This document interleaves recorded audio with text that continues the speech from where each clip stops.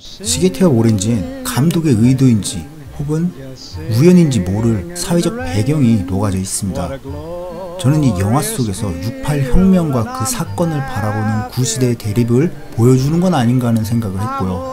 이와 동시에 1960년대부터 1970년대까지 수많은 사건들로 난도질을 당했던 미국에 대해서 말해주기도 한다고 생각을 했습니다. 이에 저는 이 두 가지 줄기를 가지고 시계태엽 오렌지에 대해서 말씀드리고자 합니다.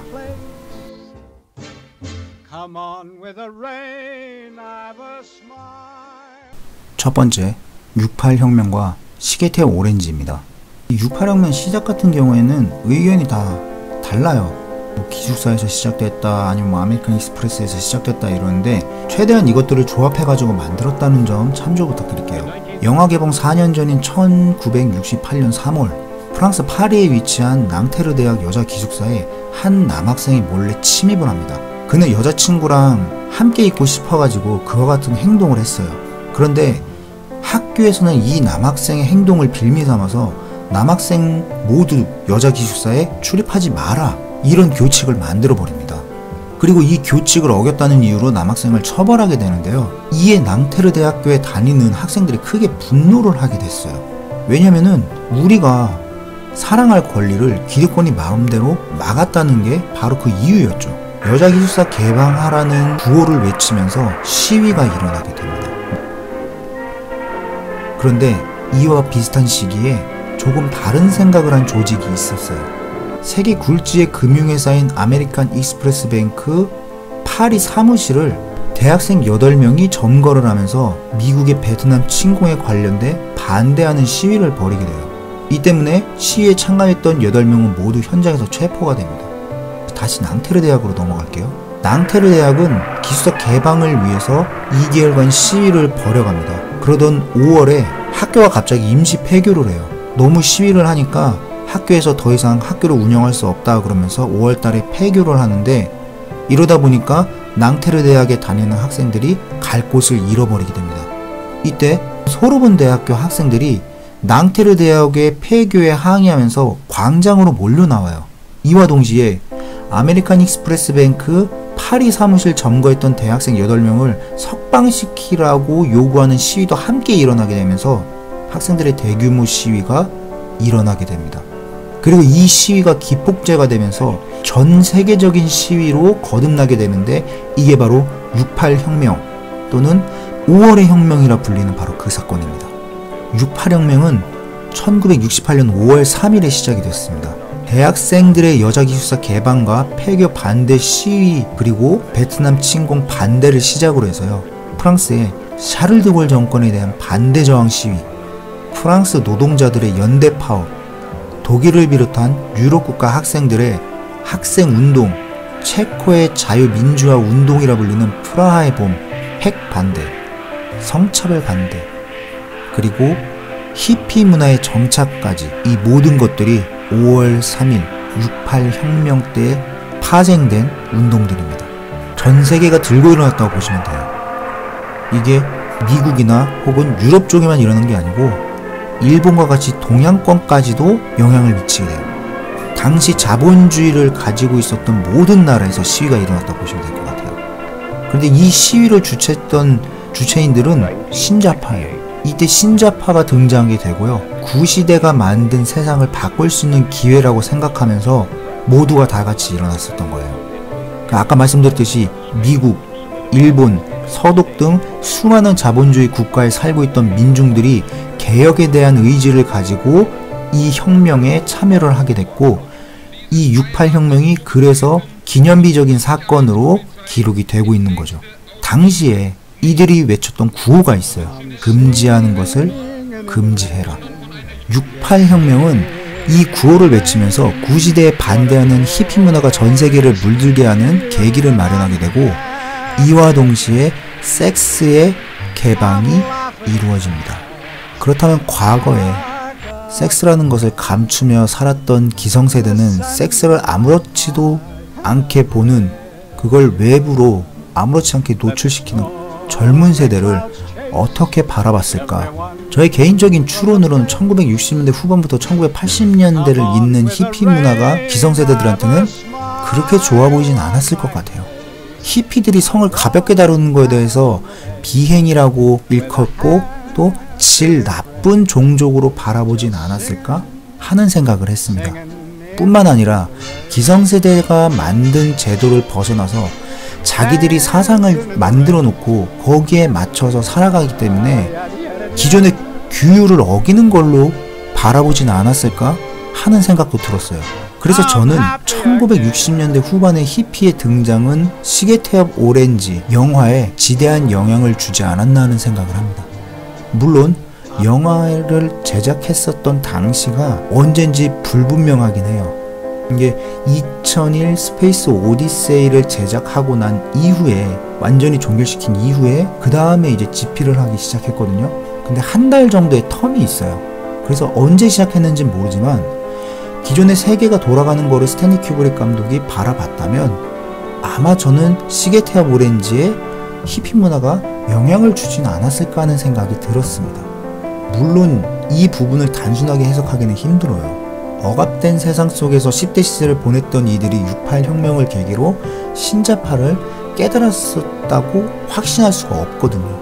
그리고 소설 같은 경우에는 영국 10대들의 비행에 대해서, 그리고 작가 자신의 부인이 군인 4명에 의해서 구타를 당하게 됐었던 사건을 계기로 소설을 만들었기 때문에 이 부분에 대해서는 저의 뇌피셜이 들어간 부분이라는 거를 알아주셨으면 합니다. 미국에 소설이 나왔을 때 편집이 잘못돼서 마지막 파트가 안 들어간 부분이 있었어요. 영국판을 봤더니 미국판하고 다르게 파트 1이 남아 있었던 거죠. 근데 스탠리 큐브릭은 그냥 만들기를 진행을 합니다. 그래서 저는 이러한 것들을 봤을 때 히피 문화가 영화 시계태엽 오렌지에 지대한 영향을 끼치지 않았나 하는 생각을 가지게 되는 거죠. 그래서 스탠리 큐브릭의 시계태엽 오렌지는 소설과 달라요. 신자파에 어긋난 기획과 구세대의 권위주의를 동시에 언급하고 있는 것이죠. 시계태엽 오렌지라는 작품은 소설이든 영화든 제 주관적인 판단에서는 기성세대가 바라보는 젊은이들에 대한 보고서 같은 느낌을 받았어요. 이런 거는 내무장관의 등장 부분으로 알 수가 있습니다. 소설에서는 루드비코 프로그램에 반대하는 내무장관이 등장을 해요. 그래서 알렉스가 더 이상 실험에 참가하지 못하게 하고 그러던 중에 자의적으로 치료가 되면서 사회에 적응하는 모습을 보여주거든요. 그런데 영화에서는 루드비코 프로그램에 찬성을 했던 내무장관이 다시 등장을 해서 알렉스를 정치적으로 사용하게 되고, 이를 알게 된 알렉스가 사회 속 최상의 포식자가 되면서 프레드 장관을 간혹 보조사처럼 부리고요. 스테이크를 막 입에다 넣어달라고 그러면서 그런 자신의 위치나 혹은 과거의 폭력적인 그 상태가 끌어올라오는 거를 즐기는 모습을 보여줍니다. 그렇기 때문에 소설 시계태엽 오렌지 속에는 계몽이라는 메시지가 담겨있다고 저는 생각을 했고요. 스탠리 큐브릭의 시계태엽 오렌지 속에는 기성세대의 문제점도 함께 지적하면서 이런 구시대 인간들이 히피를 욕할 자격이 있어? 라고 물어보는 영화가 아닌가 하는 생각을 했습니다. 왜냐하면 스탠리 큐브릭 감독 같은 경우에는 철저하게 중심에서 영화를 만들었다고 제가 알고 있어요. 거의 모든 작품들이 어느 한쪽에 기울이지 않고 중심에서 양쪽을 모두 다 이야기하고 있었다고 제가 알고 있기 때문에 이런 결론을 낼 수 있지 않을까 하는 생각을 했습니다. 제가 아까 전에 계속 이 낭테르 대학 사태에 관련돼서 68혁명 이야기를 드렸었는데요.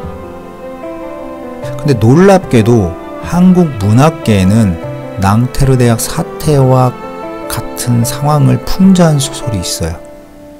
아마 눈치채신 분들도 있을 텐데, 이 소설은 1925년 2월 68혁명의 약 43년 전이죠.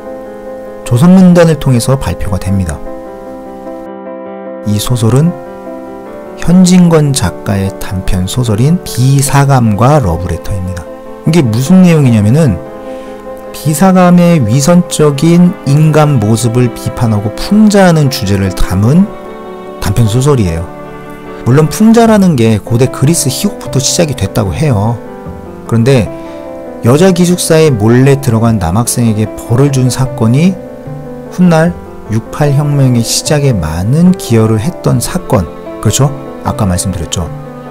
그런데 비사감과 러브레터라는 소설 속에서도 남학생들의 러브레터를 빼앗아서 교류를 단절시킨 비사감의 형태를 보여주는데 이 부분이 교차점이 있더라고요. 당연히 현직헌 작가가 미래를 바라봤을 리는 없죠.